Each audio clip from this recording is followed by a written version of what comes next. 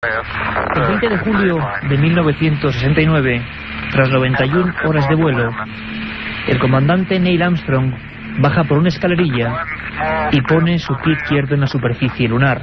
6 segundos después proclama una de las frases más célebres de la historia: "Este es un pequeño paso para el hombre y un gigantesco salto para la humanidad".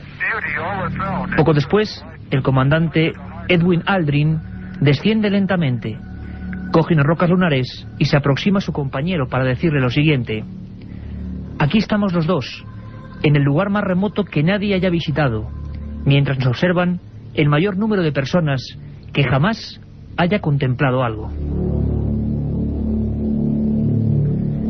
Ahora, 33 años después, 30 millones de norteamericanos aseguran que todo fue un fraude.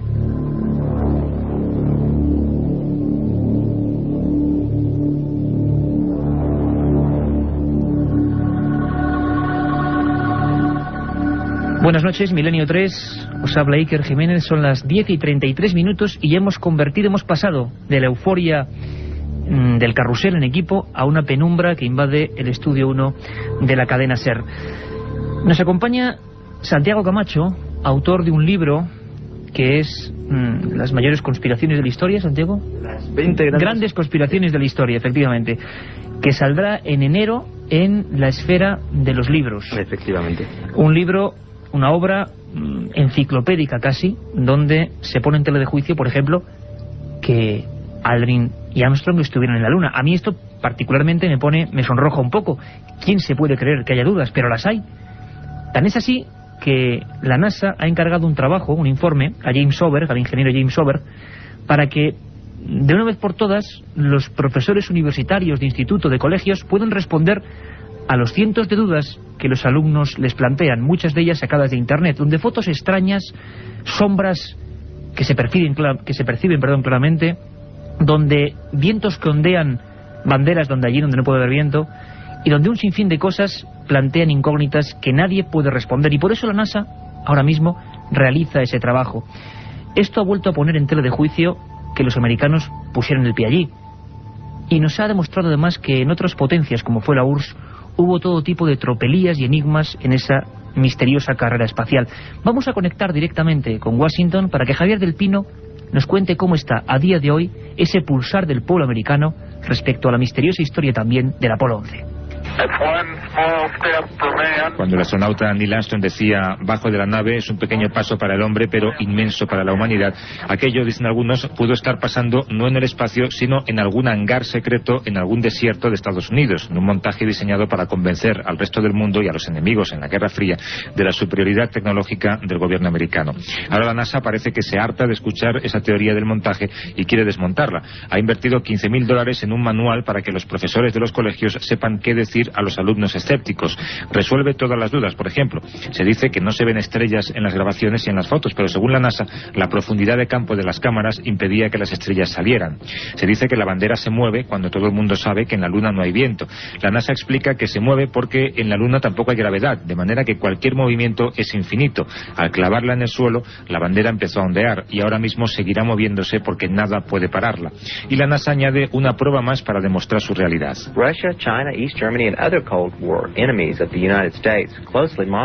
Rusia, China, Alemania del Este y otros enemigos de Estados Unidos durante la Guerra Fría seguían de cerca nuestras misiones a la Luna. Era muy fácil determinar si las señales de radio llegaban o no desde la Luna porque se podía comprobar en las conversaciones con la base que el retraso de la señal era proporcional a la distancia con la Luna. Si algo, lo más mínimo, hubiera levantado sospechas, esos países rápidamente lo habrían desvelado y habrían hecho saber al mundo que Estados Unidos estaba poniendo en marcha un montaje. Sin embargo, ninguno de ellos puso nunca en duda aquel logro de la NASA. Es muy convincente que hasta tus enemigos reconozcan tus méritos. Un detalle más: hace poco tiempo el productor de un programa de televisión que pretende demostrar que el aterrizaje en la Luna es mentira se encontró en un hotel de Los Ángeles con Buzz Aldrin, uno de los 3 astronautas de aquella primera misión. Sacó una Biblia y le dijo: "Júreme usted sobre esta Biblia que ha estado en la Luna y ha pisado ese suelo". Y Buzz Aldrin levantó la mano, cerró el puño y le tumbó de un puñetazo. La otra realidad. Milenio 3. en la cadena SER. Aparte de gozosos, dolorosos, gloriosos, los misterios de la Iglesia son sorprendentes e inexplicables. La periodista Carmen Porter te ayuda a desvelarlos en Misterios de la Iglesia, una obra que saca a la luz los episodios más impactantes del fenómeno religioso. Exorcismos, apariciones, cuerpos incorruptos, estigmas. Misterios de la Iglesia, de Carmen Porter, publicado por Editorial Edad. La otra realidad. Fenómenos extraños. Misterios sin resolver. Milenio 3. En la SER. Eso nos contaba Javier del Pino, y aquí estamos todo un equipo: Katia Rocha, Carmen Porter, Carlos Barroso, este que os habla Iker Jiménez, y por supuesto a los mandos, nunca mejor dicho, de esta nave que va hacia el espacio del ignoto, Javier Rodríguez. Santiago Camacho, autor de este magnífico libro sobre las grandes conspiraciones de la historia. Es cierto que ha surgido, como nos contaba Javier del Pino, en Estados Unidos toda una generación apoyada por Internet de apoloescépticos. Pues no solo toda una generación, sino que las cifras con las que cuenta la propia NASA, que siempre en las encuestas uno tiende a ser benevolente consigo mismo, hablan de 30 millones de estadounidenses que no se creen que el hombre haya llegado jamás a la Luna. Claro, estamos hablando de 30 millones, hay países que tienen bastante menos habitantes.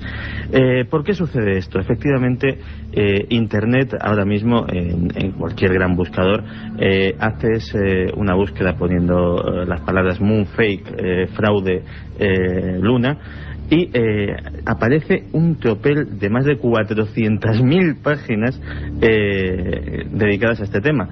De hecho, si metemos Moon Landing, aterrizaje en la Luna, el número asciende solamente a 490.000, de las cuales casi las otras 400.000 son las que dicen que es un fraude. Con lo cual, efectivamente, hay una completa cultura dentro de Internet que cree que esto es falso. Una generación completamente nueva, que también, apoyada o cabalgando en la libertad de información de Internet, a veces tan compleja, pues cree firmemente, y por eso la NASA intenta adoctrinar o mostrar las pruebas a los profesores.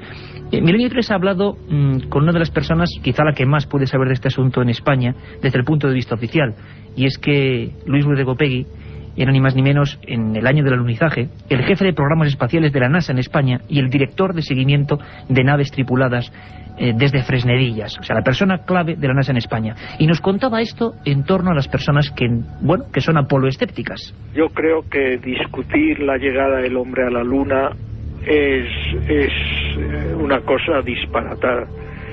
La llegada del hombre a la Luna fue un acto público.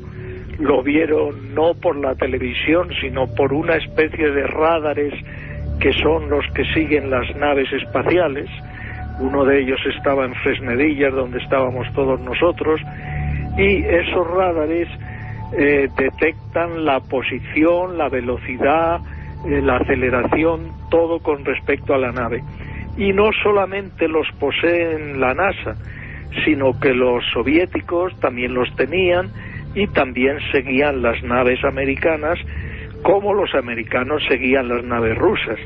Aparte de esto, había otros radares de este tipo en Alemania, en Inglaterra, y por tanto todos aquellos instrumentos detectaron perfectamente que la nave Apolo 11, por ejemplo, entró en órbita de la Tierra y salió luego hacia la Luna, llegó a la Luna y al cabo de unas horas, de 22 horas, regresó hacia la Tierra. El que dice, basándose en un simple detalle de una sombra, que aquello fue falso, tendría primero que decir por qué en aquellos años los soviéticos, los ingleses, los alemanes o los que fueran no denunciaron que había sido falso. Y tendría que decir también si la nave no fue a la Luna, ¿dónde estuvo? Porque si, como dicen, las escenas se rodaron en el desierto de Nevada, la nave se la hubiera visto dirigirse hacia el desierto de Nevada y no hacia la Luna.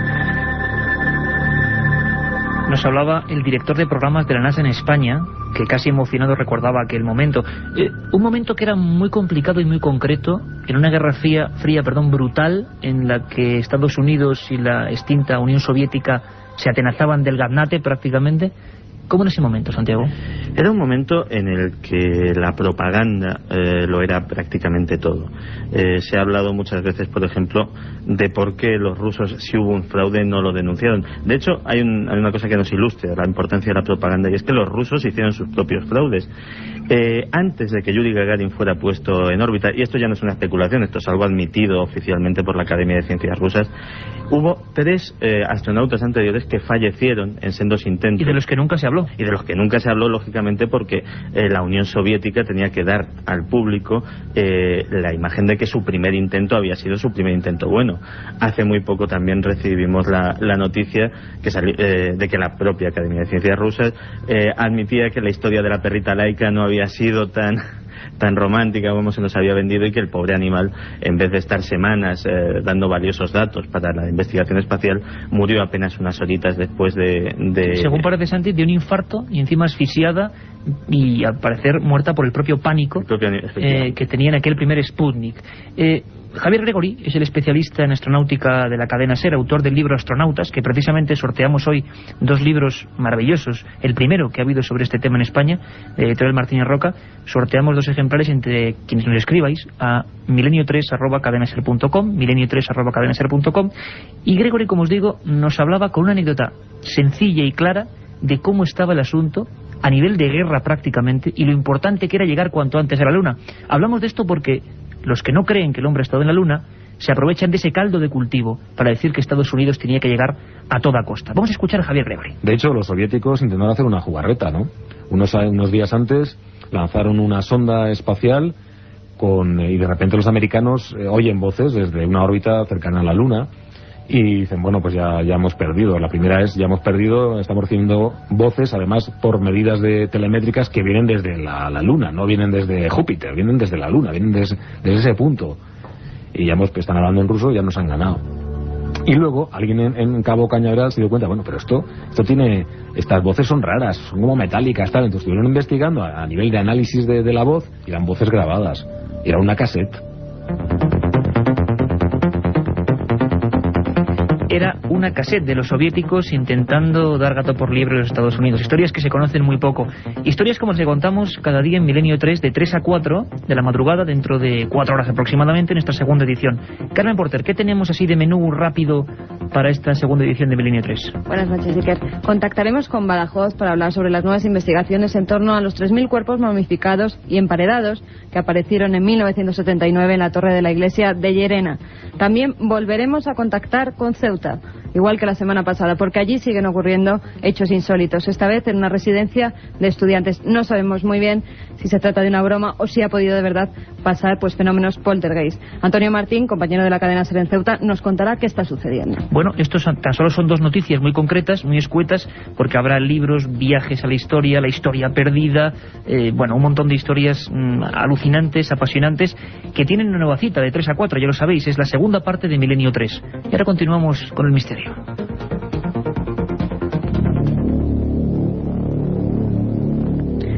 Hablamos de personas que niegan que el hombre haya puesto el pie en la Luna, y hablamos de un clima, de un caldo de cultivo realmente espectacular, una lucha interna entre soviéticos y americanos. El señor Gopegui, con el que hemos hablado antes, o que antes ha declarado en Milenio 3, decía firmemente que Kennedy, y lo vais a escuchar ahora, dio todo tipo de ventajas, millones a mansalva, con solo un objetivo concreto: por favor, llegar antes a la Luna que la potencia soviética. Y muchos ahora piensan que como no se pudo lograr, se hizo otro tipo de trucaje. Vamos a escuchar al señor Gopegui. Los soviéticos se habían puesto al frente de la carrera espacial porque tenían lanzadores mucho más potentes, y lanzaron a Gagarin cuando los americanos no podían hacerlo. Hicieron una serie de maniobras y de cosas que demostraron que su tecnología estaba muy avanzada. Entonces Kennedy lanzó el reto y le dijo a la NASA: pedirme todo el dinero que necesitéis, que os lo daré, pero tenemos que ganar a los rusos, a los soviéticos, y tenemos que llegar a la Luna antes que ellos. Era una carrera, de millones de kilómetros hacia nuestro satélite, y donde se jugaba Kennedy y los soviéticos muchas bazas. La propaganda, como decía Santiago Camacho. Y nos lo decía Luis Ruiz de Gopegui, jefe de programas espaciales de la NASA en aquella época. Han pasado 33 años y ahora hay varios argumentos por el que los apoloescépticos, esta nueva generación, entre la que hay ingenieros, personas que trabajaron para la NASA, ¿verdad, Santiago?, argumentan en varios bloques, en varias ideas concretas que nos gustaría reseñar para toda la audiencia de Milenio 3, ¿por qué no llegamos a la Luna? Hay una que habla de la fuerza del motor. Santiago Camacho. Sí, efectivamente. De hecho, además esto lo propugna Bill Kaysing, que trabajó en Rocketdyne, que fue la empresa que diseñó precisamente los motores que llevaban tanto el módulo lunar como los cohetes Apolo. O sea, una persona que estaba en la propia empresa. Sí, y que de hecho vio las pruebas preliminares de esos cohetes y que decía que la fuerza motriz que desarrollaban esos motores, los gases de expulsión salían a tal velocidad que fácilmente podían arrancar rocas de toneladas de peso del sitio en el que estaban y proyectarlas, ¿no? Pues bien, curiosamente en las fotografías que vemos de los módulos lunares, vemos que sobre el polvo lunar, que es muy finito, tiene la consistencia de harina, no hay la menor huella ni de un cráter, ni de la presencia de ninguna fuerza, de ningún tipo que haya levantado polvo. Tanto es así que en algunas fotografías muy cercanas que hay de las patas del módulo lunar, vemos que estas parecen no ya limpias, sino casi recién pulidas, sin una mota de polvo en ellas, cosa que si nos imaginamos un motor de ese calibre desarrollado a toda su potencia para que el módulo lunar tenga un aterrizaje suave, pues habría levantado una tremenda polvareda que hubiese dejado no ya las patas del módulo, sino todo ello cubierto de polvo, y hubiese dejado un apreciable cráter debajo del módulo. Pero tanto es así que incluso hay quien ha señalado que en una de las fotografías no solo no hay el cráter, sino que debajo del módulo lunar, en un sitio donde nadie estuvo en ningún momento, se ve hasta una pisada. ¿De quién era esa pisada? Hay quien con humor ha dicho que era del tramoyista que pasaba por allí y que no dio tiempo a quitarla. Es que la teoría de que todo se hizo en un lugar concreto, en una especie de gigantesco simulador, cobra bastante fuerza. Nos parece increíble, y lo sé como periodistas, que esto ocurra, pero es el debate que está habiendo en Estados Unidos, y por eso la NASA, a día de hoy, en noviembre del año 2002, destina una partida de dólares para hacer ese manual, y que por fin los profesores, que debían ser los más angustiados por las preguntas de los alumnos, puedan responder. Por ejemplo, yo hablaba con Javier Gregory y me contaba que eso me sorprendió, que la bandera era una plancha metálica, pero comprobando toda la noche de hoy las fotografías de la Luna, no, es una tela que está ondeándose en el viento. Sí, la bandera es, no sé si es de tela o de una sustancia plástica, pero desde luego es flexible, y está sujeta sobre un bastidor que, lógicamente, para que no se caiga, ya que en teoría no hay viento, pues tiene una barrita de metal arriba, pues para mantenerla un poquito rígida. El problema es que por abajo está suelta, tan suelta como que en varias filmaciones se ve perfectamente que oscila, que se mueve, cosa que es absolutamente imposible que suceda. La NASA, inocentemente, pues, como hemos oído hace un rato, dice que esto se debe a que la menor gravedad de la Luna provoca un efecto de movimiento continuo. Si esto fuese realmente así, si no hubiese gravedad y el movimiento fuese continuo, el primer salto que hubiese pegado un astronauta lo hubiese mandado de vuelta a la Tierra, cosa que evidentemente no sucedió. Las cosas en la Luna, si se les aplica una fuerza, se mueven hasta que dejan de moverse más despacio que en la Tierra, pero exactamente igual. Un tema, como verán, con fisuras, con temas inquietantes, con detalles que hacen pensar. Uno de ellos, por ejemplo, lo argumentaba David Percy, que era fotógrafo de la Royal Photographic Society, que decía que había un montón de anomalías infinitas para al menos considerar que no se sabía con certeza si realmente era el mar de la tranquilidad de la superficie de la Luna el lugar donde estaban realizadas. Y aún llega más allá María Blininski, directora de un instituto astronómico, en la que, para la cual no cabe la menor duda de que las estrellas en esas fotografías célebres con Aldrin, que además Aldrin es al que se le ve casi siempre porque Armstrong debía llevar la cámara, debían verse una constelación absolutamente fastuosa, increíble, y lo que le extraña es que no aparece ni una sola estrella, y sobre todo muchos apoloescépticos argumentan, siempre según su teoría, que cómo es posible que esos dos astronautas absolutamente privilegiados no recogiesen la imagen de un firmamento desde la Luna, una imagen única del espacio. No hay ni una sola fotografía, si no es cierto, Santiago. con alguna estrella que reluzca por allí. En absoluto. Y de hecho, eso máxime teniendo en cuenta que esta gente llevaba en su poder una cámara Hasselblad de una extraordinaria calidad, de tanta calidad que 30 años después sigue en el mercado, y te puedo asegurar que no es en absoluto barata. Carísima como la Leica. Es la cámara más de mayor calidad, sobre todo para fotografía en estudio, y que simplemente aumentando el tiempo de exposición, lógicamente son puntitos de luz, pero cualquier fotógrafo sabe que a más tiempo de exposición, por pequeña que tengas la sensibilidad de la película, puedes captar cualquier cosa si lo dejas en un trípode quietecito para que no se ve todo negro. Y se ve todo negro. Nadie tuvo la menor curiosidad de hacer una fotografía de ese firmamento único, de esa ocasión excepcional de plasmar un firmamento extraterrestre. Se fotografió prácticamente todo. Los astronautas se hicieron fotos a mansalva. El módulo lo hemos visto desde todos los lugares. El cochecito aquel que llevaban, lo mismo.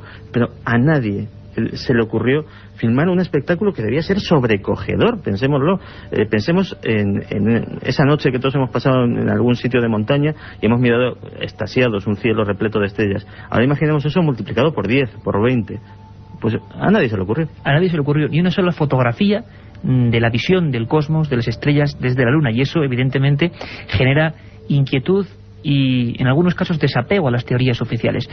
Vamos a escuchar ahora a Javier Gregory, que es una persona evidentemente científica, periodista científico, rotundamente escéptico, pero que nos confiesa una cosa, algo que le ocurrió a él personalmente en los archivos de la NASA.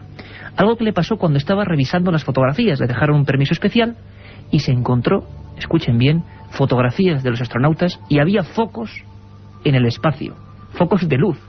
Vamos a escucharle. De repente, una de las que me dan, están los dos astronautas recogiendo muestras lunares, no recuerdo qué misión era, y yo viéndola y tal, pues veo que en el fondo se ven unos focos y lo que parece ser un plató, ¿no? Entonces dije, bueno, ¿y esta fotografía? Entonces el señor del archivo me dice, claro, es que hay fotografías que son las que ahora se pueden estar utilizando en internet. Claro, los astronautas tienen simuladores en tierra. O sea, tú no puedes ir a la Luna si no has simulado en tierra, en una especie de plató, las condiciones que te vas a encontrar allí. La otra realidad. Milenio 3. En la cadena SER. Primer día, llegada al hotel y alojamiento. Segundo día, ruinas de Petra y pistas de Nazca. Tercero, Sábana Santa de Turín, pirámides de Egipto. Ninguna agencia te ofrece un viaje como este, lleno de misterio y aventuras. Solo Iker Jiménez te lleva a las fronteras de lo imposible. Un viaje de 150.000 kilómetros que recorre el lado más enigmático y sorprendente de la historia. Fronteras de lo imposible, de Iker Jiménez, publicado por Editorial Edad. La otra realidad. Fenómenos extraños. Misterios sin resolver. Milenio 3. En la SER. 10:55 de la noche. Sabéis que hay una segunda edición de 3 a 4 y un mail, un lugar para vuestras peticiones, sugerencias, comentarios, que es milenio3@cadenaser.com, milenio3@cadenaser.com, donde además entraréis en el sorteo de ese libro sobre astronautas. Astronautas que se fotografían, como decíamos, como jugando, y no fotografían cosas aparentemente básicas, o que pudieran demostrar, según algunos, que realmente se estuvo allí. Pero hay sombras de la duda, nunca mejor dicho, en esas fotos, ¿verdad, Santiago? Hay sombras realmente, efectivamente, de la duda, y multitud de extrañas anomalías fotográficamente casi inexplicables. Lo más curioso de esas sombras es que pensemos, por ejemplo, en una arboleda, en una arboleda de aquí, de la Tierra, de las que vemos todos los días iluminadas por el sol. Si nos fijamos en las sombras, vemos que todas las sombras, lógicamente, apuntan en la misma dirección, pues porque la luz se propaga en línea recta, el sol está muy lejos, y lógicamente pues todas las sombras tienen que ir en paralelo. Curiosamente, en las fotografías de la Luna hay sombras que no van en paralelo.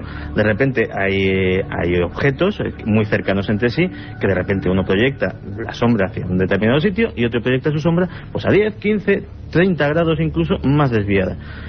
¿Cómo se explica esto? Solo hay una explicación. La única explicación es que se ha utilizado para hacer esa fotografía un foco de luz artificial que está cercano y lógicamente provoca que los objetos, las sombras, pues diverjan entre sí.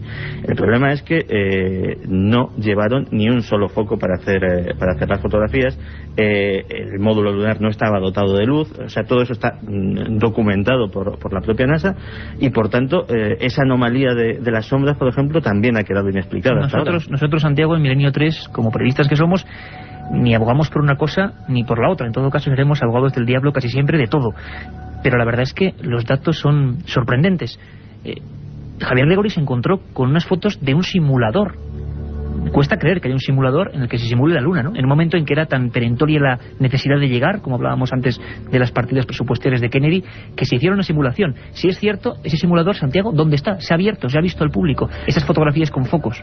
Que se sepa, no, pero curiosamente uno de los grandes investigadores de este tema, que es Winifred Severin, que es el que recibió el tortazo de Aldrin hace unos meses, en su último documental, ha descubierto en los propios archivos de la NASA una película descatalogada que precisamente muestra cómo se monta ese set, cómo se colocan los focos, cómo la gente por allí pues está trabajando, colocando las piedritas, echando polvo, y realmente ese set existe. Lo que pasa es que nadie hasta ahora había conocido de su existencia, y realmente lo que nos indica es que existía la posibilidad perfectamente de generar un decorado creíble, un decorado minucioso que reprodujese a la perfección un alunizaje en nuestro satélite. Bueno, uno de los grandes misterios, el tema da para muchísimo más, seguiremos hablando de él de 3 a 4. Santiago Camacho, mucha suerte con ese libro sobre las 20 grandes conspiraciones de la historia, que haya muchísima suerte, que la habrá, porque son temas apasionantes, y simplemente deciros que el 12 de abril del 2001, es el día del astronauta en la Unión Soviética, en Rusia hoy en día. Y se, digamos, rinden honores a Yuri Gagarin, aquel primer hombre que, como decíamos, fue enviado a la órbita espacial. Ahora, en el 2001, el 12 de abril, ese mismo día, las agencias soviéticas, Pravda en concreto, el periódico cabecera del sistema de información ruso, decía que en 1957, 58 y 59 hubo 3 astronautas muertos, reventados por la descompresión. No sabemos ni quiénes son, ni nunca se ha hablado de ellos. También lo que antes comentaba Santiago Camacho, que la perrita Laika, que según los partes oficiales dio información concreta durante semanas de su estado, también murió de pánico a las 7 horas y de asfixia, de miedo por estar en aquella bola llamada Sputnik 1. Se desmantela la Unión Soviética y parece que empieza una cuenta atrás de todos sus secretos. Para muchos, para los apoloescépticos, esta cuenta atrás va a comenzar dentro de poco para los propios Estados Unidos, y quizás un día sepamos, como está ocurriendo en Rusia, cosas que ignoramos por completo. Buenas noches.